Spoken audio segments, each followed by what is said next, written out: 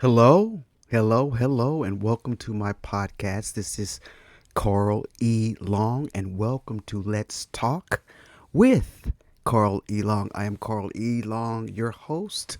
Yes, today with another episode of my podcast, and I'm doing the series now of Trump. Watching Trump. We gotta watch him. Everything that I can find, I'm bringing it to you, the people, because we want to deal in truths and not in conspiracy theories and not in lies, but truth. I think that's what made this guy get into office because there was so much of it in the last election that were not truth. So that's my quest. That's my goal. But that's just this series. In addition to that, I'll be doing some other things. So I'm glad you are here with me with Let's Talk with Carl E. Long, the podcast. I'm having a wonderful time getting my material and researching. Doing a podcast can be quite taxing because I do other things as well. So I'm just a overall multitasker, techie guy that likes to do this kind of stuff. But getting the material and doing a podcast can be very difficult because in order to get the truth, you have to do research. And I'm having to do something that I vowed that I was not going to do this year, and that's watch news and listen to everything about the politics in this election because I was so drained from it from last year. I was such an advocate for Kamala Harris. I did everything that I could do, and when it came out to this that we got Donald Trump were the results, I didn't think I was going to be able to make it. I really didn't. And a lot of you are still there. I know a lot of you are still there. You don't want to deal with it. You've turned off mainstream news. You're not looking. But I couldn't sit back and watch our country just go to hell in a handbasket because that's what's happening, guys. That is what's happening.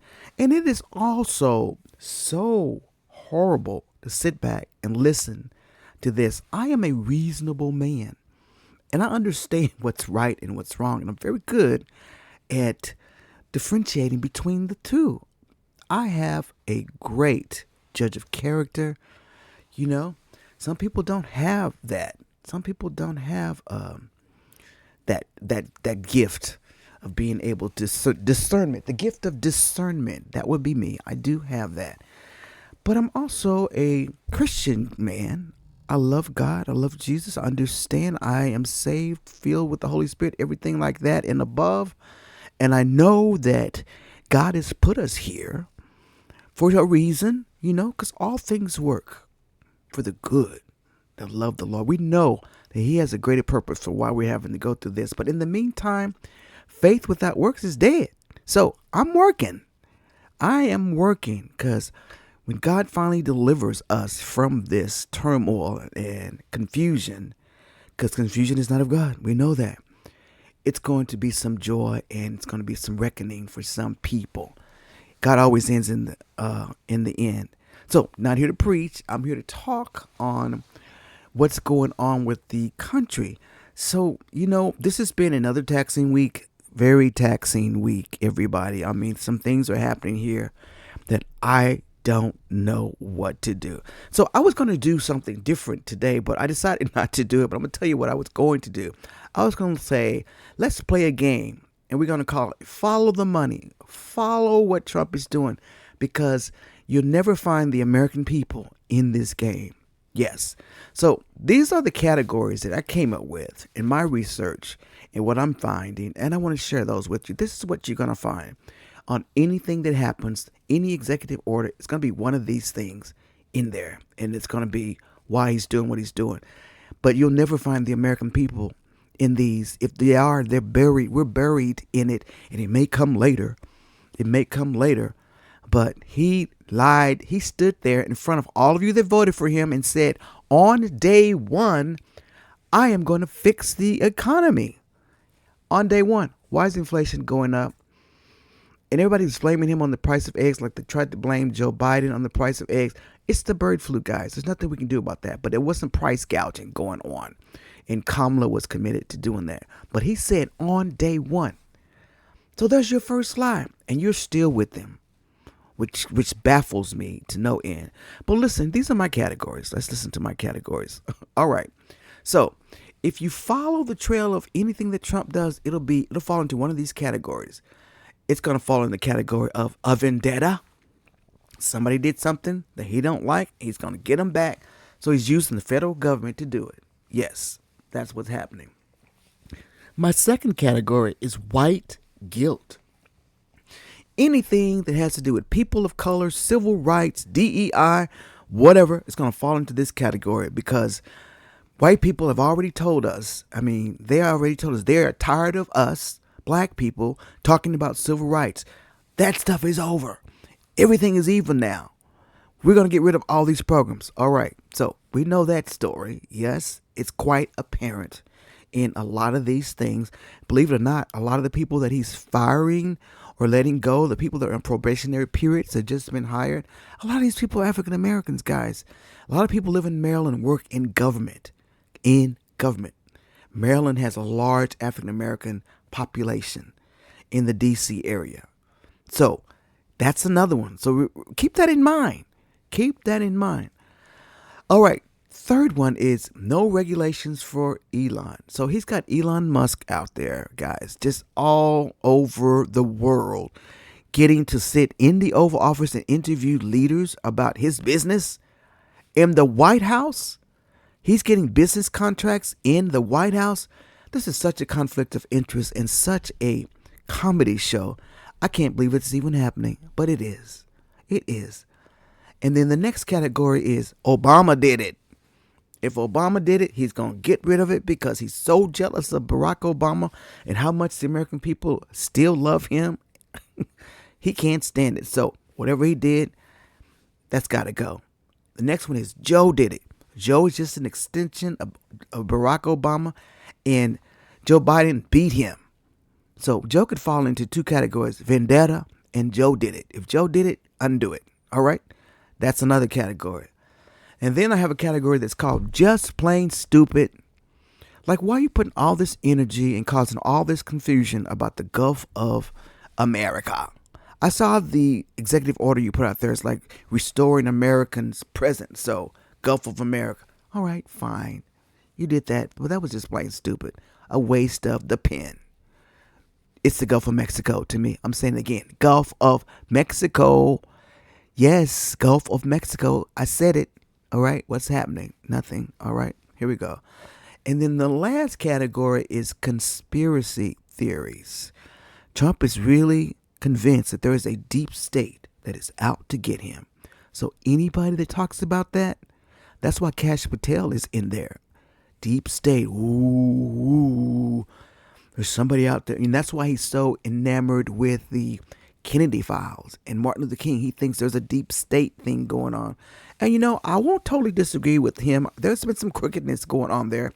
But against him, no, there's not. You just a plain old crook and you get caught all the time. That's what that is. Nothing else. So those are the categories. I was going to go through and name some things that have been going on. And then we're going to play Name It. Where does it go? It's going to fall into one of these categories. But you know what category I didn't put up there? The American people. Because we're not in any of these categories. We are not in these categories, guys. Nowhere. This is all about Trump. It's all about him. Trust me. He could care less about us. The only reason he wanted to be the president was because of his businesses. That's it. He's a selfish guy. What can we expect? We already know who he is. So here we go. So I wanted to bring on my first deal is my girl on TikTok. Her name is Politics Girl. Is her TikTok handle. I came to know her during the epidemic, the COVID epidemic, when we were all at home and we were watching. That's when I really got to know TikTok. And she was really out there getting the politics in line because Trump was in office, remember? And she was keeping us up to date. And I'm very proud of her. Her name is Lee McCloskey. I believe her name is Lee, the first name. The last name I get wrong.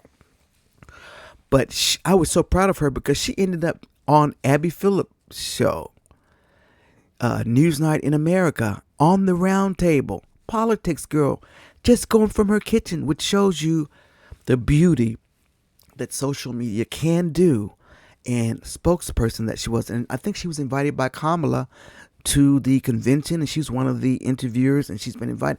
So proud of Politics Girl, but I want you to listen to her because she has just put this all in perspective about dear Elon Musk and what's going on in with the Trump administration and what we need to be doing. And I need you to listen to her because she's got it. She's always got it. And let's see what Lee has to say. This is Politics Girl from TikTok. Check her out and follow her. America is being played by the world's richest man. Let's be clear. There's not a voter in America that doesn't want to get rid of waste, fraud, and abuse in government. There's not a Democrat or Republican or independent out there that's just like, yeah, let's let the government waste all of our tax dollars because who cares? Everybody wants the government to be responsible with our money. But what Elon is doing with our agencies and departments has nothing to do with our money and everything to do with his money. If we really wanted to save money, the very first agency the newly minted Department of Government Efficiency should have audited would have been the Department of Defense, since it's the second largest category of government spending, and the Pentagon has failed its annual audit 7 years in a row. In fact, it hasn't passed an audit since the Department of Defense became required to have audits because they couldn't fully account for where their money was going. But did DOGE start there? No. DOGE started with USAID and the Consumer Financial Protection Board, and they're all up in Treasury and Transportation and the EPA. They started with the agencies and departments that are specifically connected to Elon's personal wealth. Not yours, his.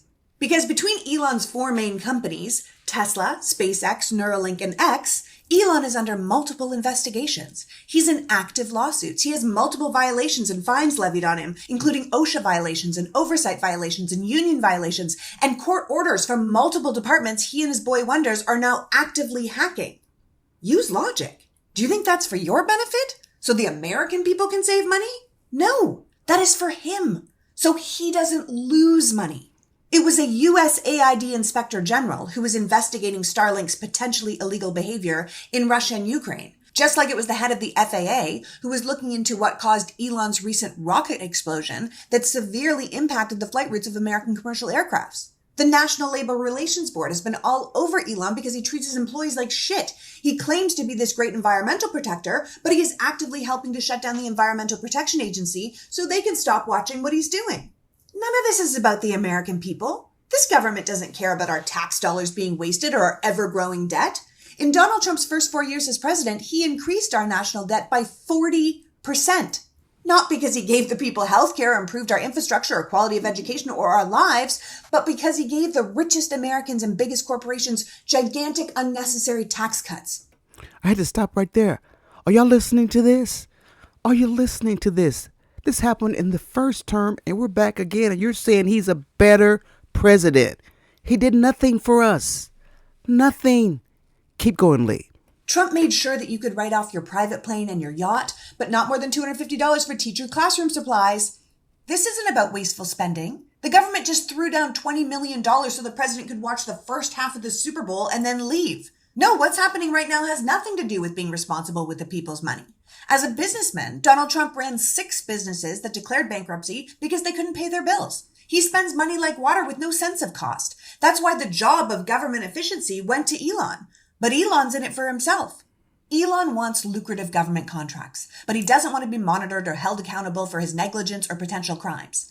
Elon wants to be untouchable, so he and his minions are making it so. The inspector general that was looking into Starlink in Ukraine? Fired. The head of the FAA who was looking into the SpaceX crash? Fired. The biggest Tesla plant in the world is now in Shanghai, China, the one country that serves to benefit the most if America shuts down USAID and stops wielding their soft power and influence around the world by helping people. China's just ready to go, ready to fill in that gap USAID leaves when Elon puts the agency into, quote, the wood chipper. Let me stop you again. So y'all hear all these details? Donald Trump knows that the average American, you, don't know this stuff. So that's why they're doing it. But you have the press that's pressing him, telling him, you can't do this. What are you doing? They're asking questions. And then you have the Senate and the House legislative Republicans with no backbone because they're afraid of Donald Trump, letting him. Guys, this is the truth right here. Keep going, Lee. Look, even if you don't care about feeding starving children or helping the poor or stemming the rise of disease, closing this agency means America loses world influence. The world becomes more unstable, and China, who will no doubt reward Elon mightily for this sabotage, rises. So please stop thinking what Elon's doing has anything to do with you. Elon is not working for America. Elon is working for Elon. And if that means he has to do the bidding of China or Russia or Saudi Arabia, it doesn't matter. Elon's making sure that Elon is the world's first trillionaire, the untouchable king of the world. So Donald Trump may have made promises to MAGA and the American people, but Elon is just rolling him to take care of himself. Look at that most recent press conference in the Oval Office. Who was talking? Elon.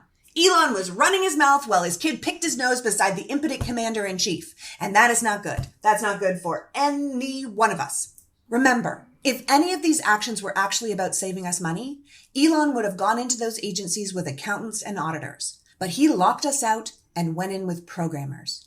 Programmers loyal only to him. Wake up.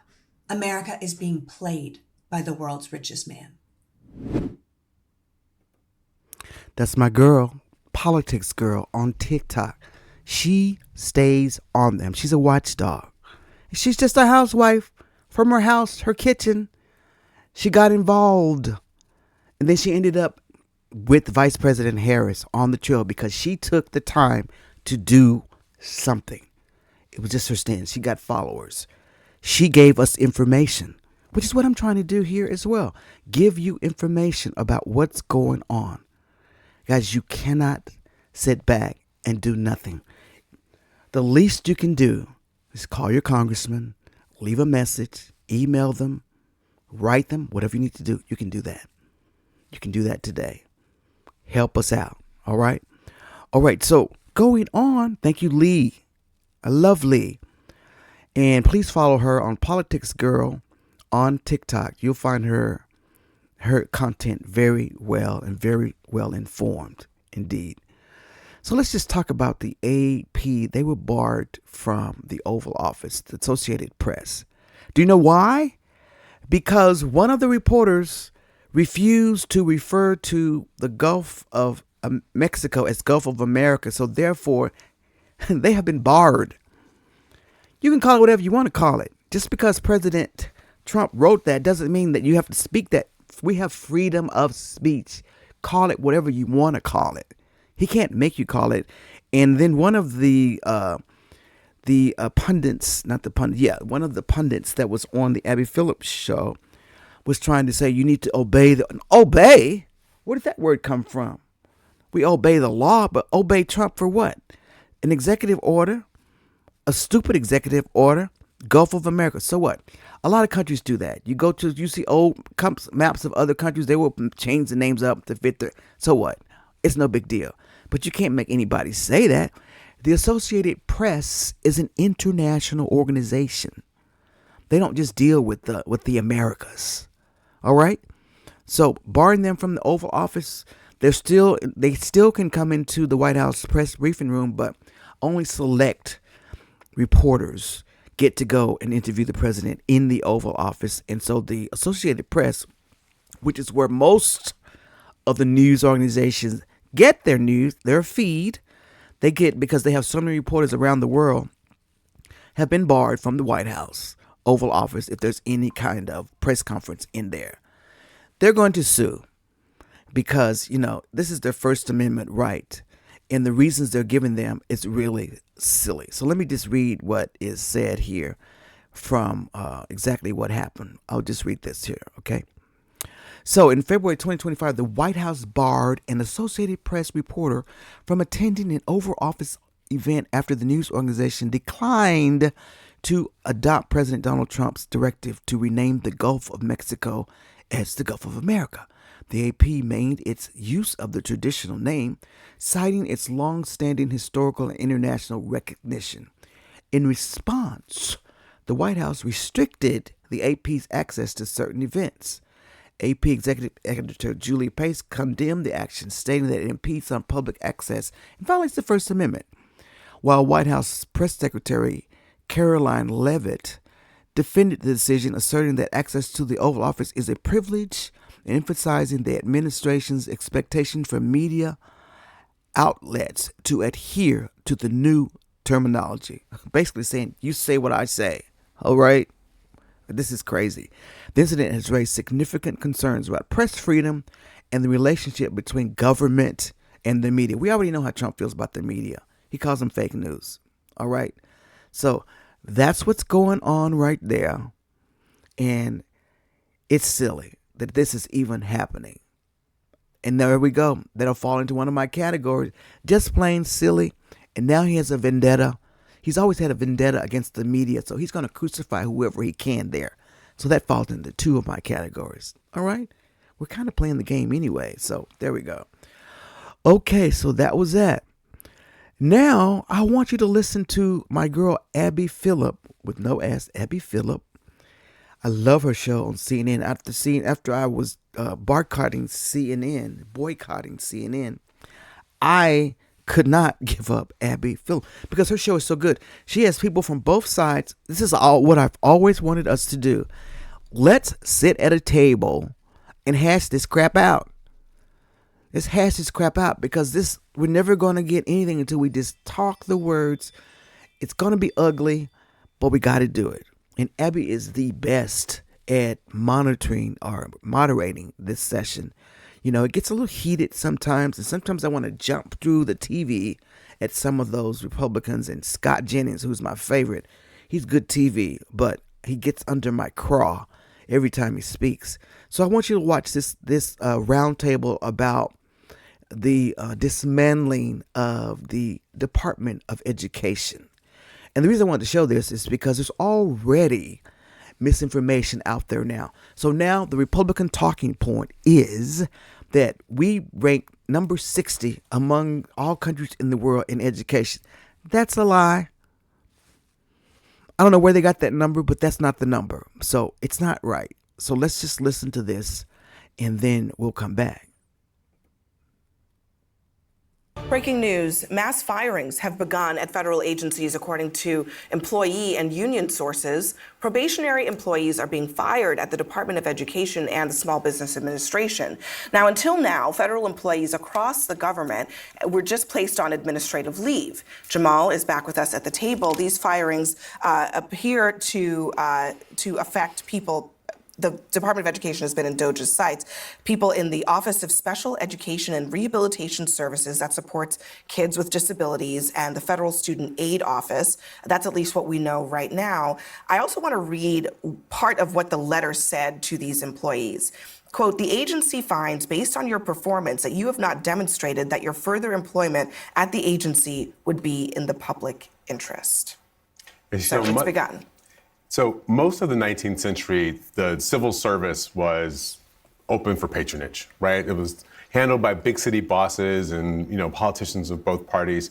In 1883, President Chester Arthur made the merit-based system civil service.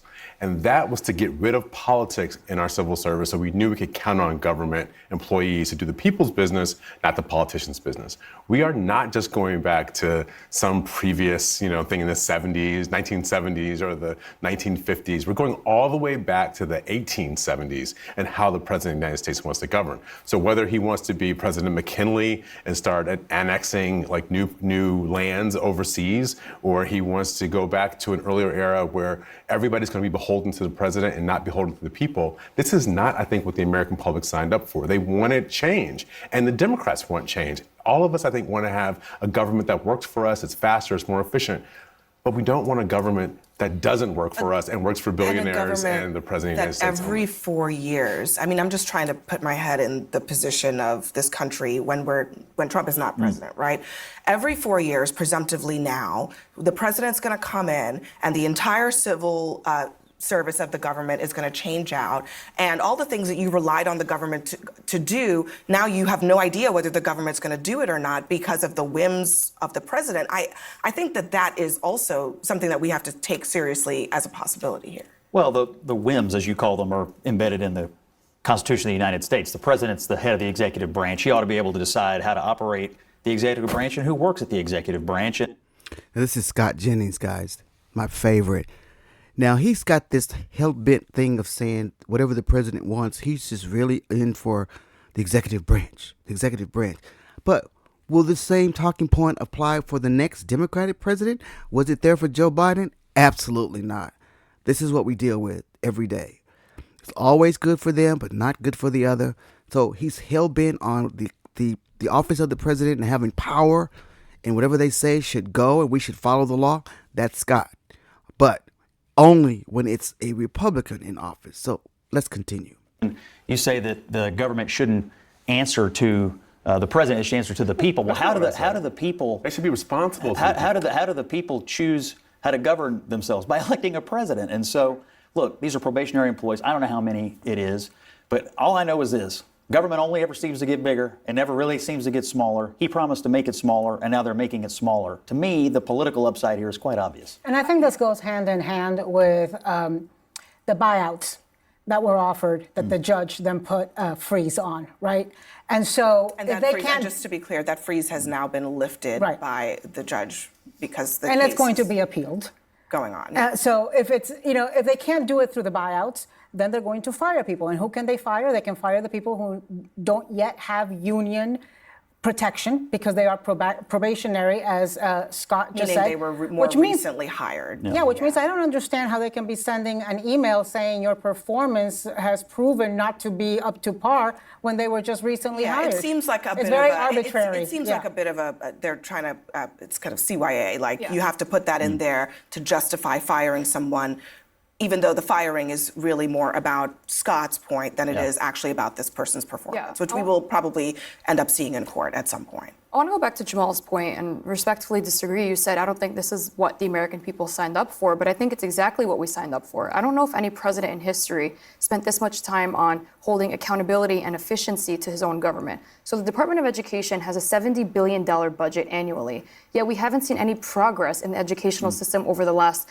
4 years. We're ranked 13 in the world. We're like 24th in science, 18th in math. We're really not doing well on a global stage in terms of our education system performance. So I think evaluating, where is the $70 billion going? Where are we failing? And how do we make this better? I don't know if blind firings for probational employees is the right thing to do, but I think definitely investigating through DOJ why we are failing so badly in the DOE is absolutely the right move to do. I'm telling you, in every government office I've ever seen, you can walk through the door, you can ask anybody, who around here is not doing their job? They'll tell you. People will tell you who's not doing their job. You can get rid of those people. I don't know if anybody would complain, but it's the mass firings that says something else is afoot. It's not just what they're calling it. Agreed. I think There is something else afoot. Yeah, I think that going off of what you were saying, Emily, with the budget, I think more than half of the budget goes to grants and loans for low-income students, for them to be able to attend college, things like that. Because here's the definitive word: low-income students. Who are they usually? People of color. So here we are, guys, people of color.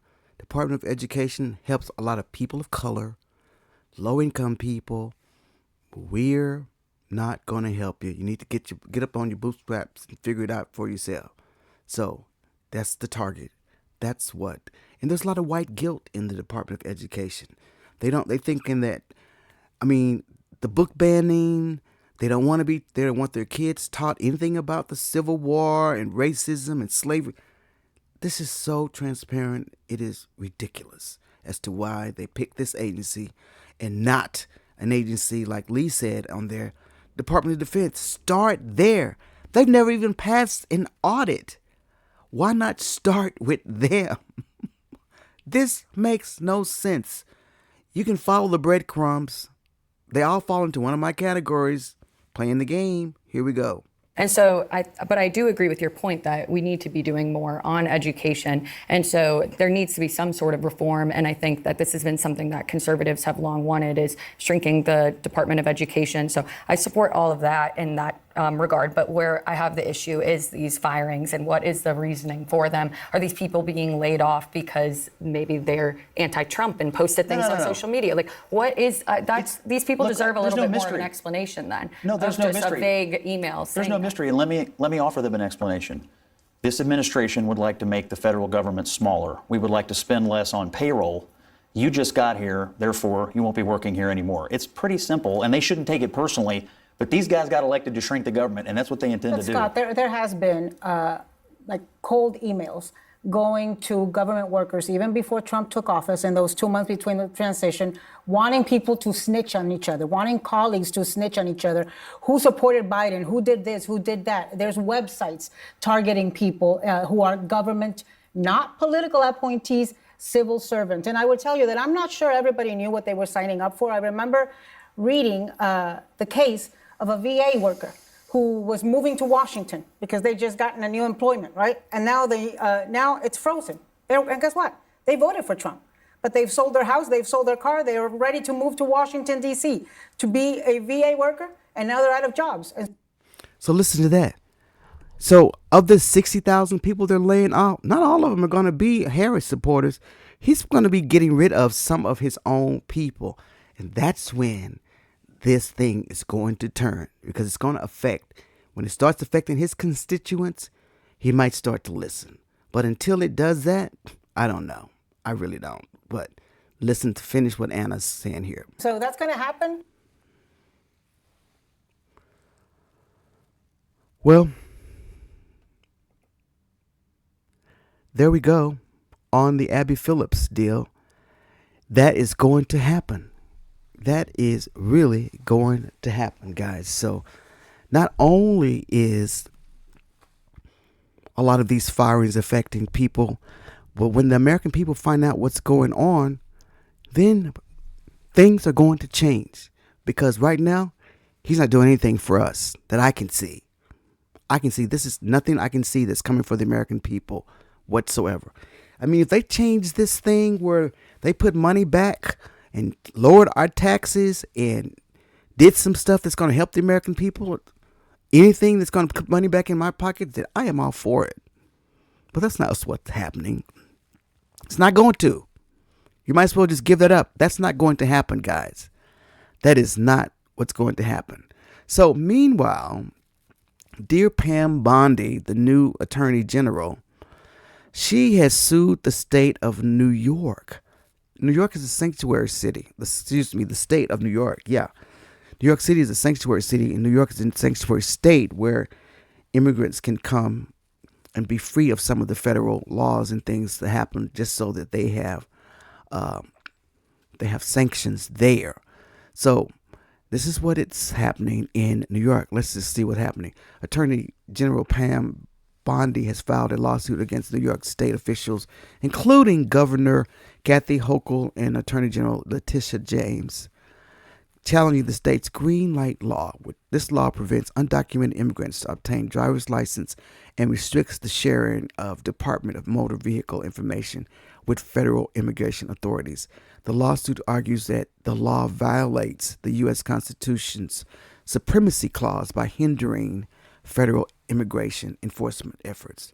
Bondi contends that the law's provisions, particularly those preventing from the DMV from sharing personal information with federal agencies, obstructs the enforcement of federal immigration laws and compromise public safety. New York officials, however, defend the law, asserting that it enhances road safety by ensuring all drivers are licensed, insured, and protects the rights of residents. All right? This legal action is a part of a broader deal with the government. So this is tit for tat. And y'all know this is Vendetta. Letitia James, you know, she brought against all of those lawsuits against Dear Donald in the state of New York. He had to pay a whole lot of, I'll use this word, he had to pay back millions and millions of dollars to the state of New York for his business practices, his fraudulent business practices, and reporting his business. He had to pay money back. So he is mad at her and Kathy Hochul of New York. So anything they can do to get them stopped. So I'm sure that Pam Bondi got those instructions directly from dear President Trump. Do y'all see what I'm saying? So I just want to show a comparison. Joe Biden also sued a state.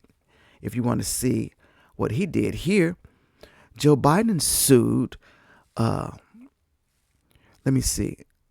Is that the Pam Bondi or the Joe Biden? I don't want that one. I want Joe. Yeah, Joe Biden also sued the state of Texas. This was a legal dispute between federal and state authorities over immigration policies that have seen actions from both sides. While Biden has sued Texas over its immigration enforcement measures. Texas has also initiated legal challenges against federal immigration policies. So, Texas has went back and forth on who they're suing based on who's in the office. So this stuff is crazy, guys. This stuff is crazy. So Joe Biden is sued as well, the state of Texas. So it's not just a one-sided thing, but Joe's lawsuit was different. He was suing because they were doing all kinds of things of a state law that empowered local law enforcement to arrest migrants and effectively deport them for crossing the border illegally. That's a federal job, not a local. That law, that was just breaking the law, period. Now, a lot of this stuff you can send back to the states, but they don't have jurisdiction to arrest immigration. Immigration is a federal offense, not a local. So they can't do anything. So that's why Joe sued them. He also sued them for the barbed wire fence things. And I think that he won that and the state had to take them out.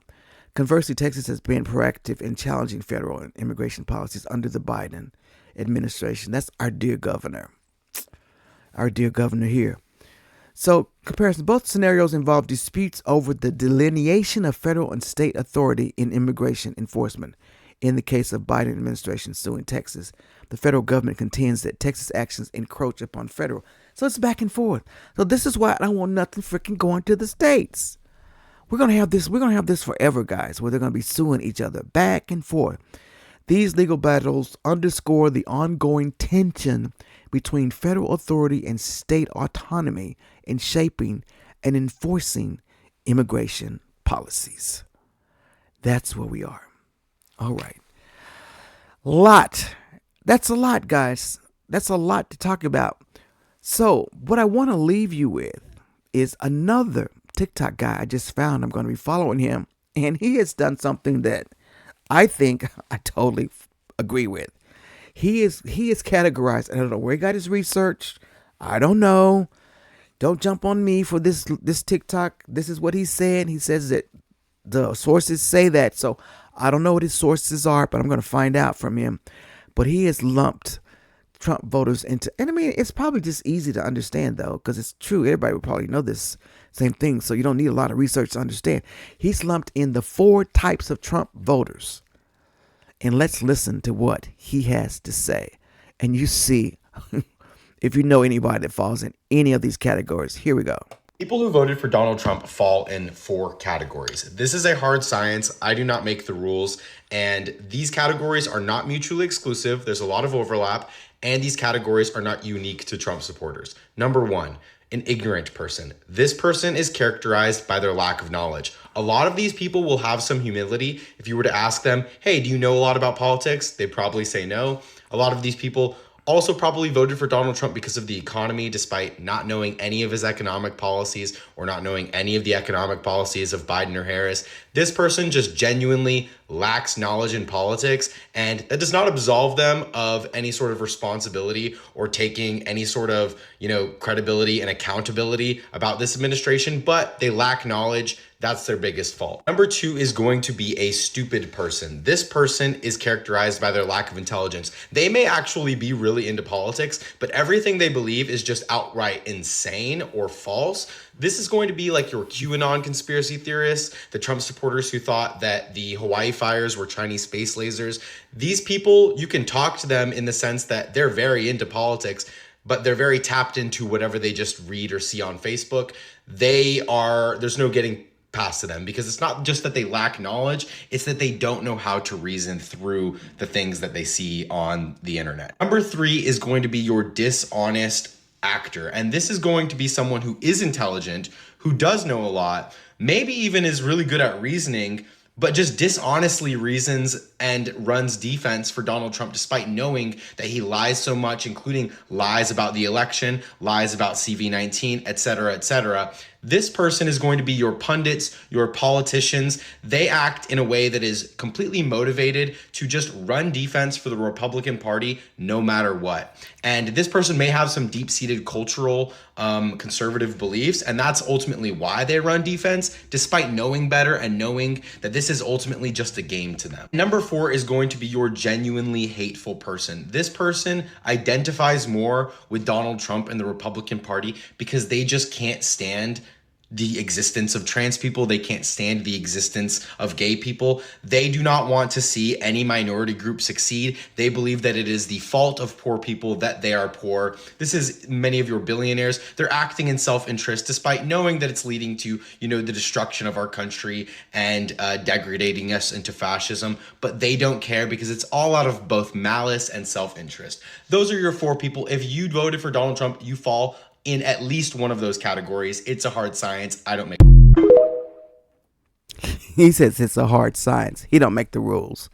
So I agree with him. But there's some of those groups that we know we'll never be able to convince. But there are a couple. There are a couple that could be convinced. The person that's just totally ignorant, that just voted because they don't know anything about anything. I think once they learn and they are absorb the information, they'll probably end up making a just decision. But a lot of them just don't care, don't know, and just don't know anything about what's going on. And they can't tell you about any policies or whatever. They just voted for Donald Trump, which makes no sense to me. But that's just me. And then that third category, which are the honest people, those are your spineless Republicans, the ones that used to be Reagan Republicans, but they're voting for Trump just because they are lifelong conservatives and they know that this stuff is just crazy. They will never tell you that it's not, but they're staying there just because they're tribal and that's the way it's going to work. I mean, I don't know that we can do anything, but he makes a great point. He makes a great point. And I forgot to get his name here, guys. Let me just see what his name is really quick here. People who voted for Donald Trump fall in 4 categories. This is a hard science. I do not make the rules. Okay, I didn't see his handle on there. But anyway, yeah, you may just have to search 4 types of Trump voters on TikTok if you want to find him. I like to give them credit where credit is on when they use their material. But that is what I have for you today is what is happening to America, guys. What did y'all do? What did y'all do? What did y'all do to America? That's the question. What has America done? This is what y'all done, guys. So this is where we are. And this is where we'll stay for the next 4 years. Let's hope and pray that nothing crazy goes on. Please, no natural disasters, no pandemics, or anything like that under Donald Trump. Please, none of that. If we can just skirt by with some of this stuff here, we may get past these 4 years. So I really thank you so much for listening today on this podcast for my series on Trump Watch, and we will keep you abreast of what's going on in the news, what you need to know about our United States of America and this administration and what you can do to help. Thank you so much for listening. And this is Let's Talk with Carl E. Long, and you have a wonderful day. Bye now.